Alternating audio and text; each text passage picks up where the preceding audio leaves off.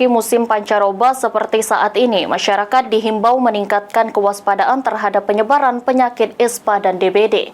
Pasalnya, jumlah pasien ISPA di Kabupaten Banyuasin telah mencapai 73 orang.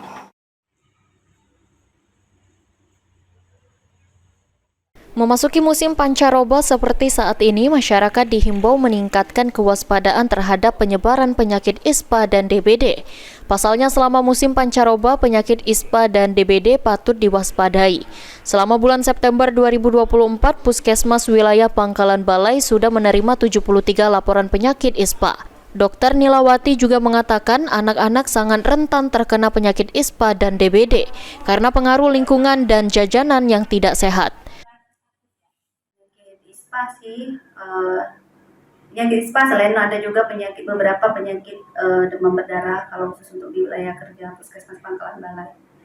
Itu selain penyebabnya di musim pancaroba apa, Bu?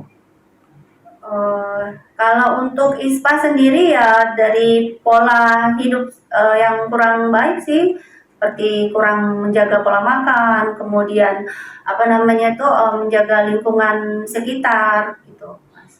Ini untuk sekarang ada nggak, Bu, laporan terkait penyakit ISPA ataupun DBD, Bu?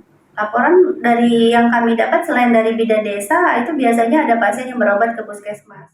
Masyarakat diminta untuk tetap menjaga kesehatan di musim pancaroba dengan menjaga kebersihan lingkungan, menerapkan perilaku sehat, memperbanyak minum air putih, dan mengonsumsi vitamin.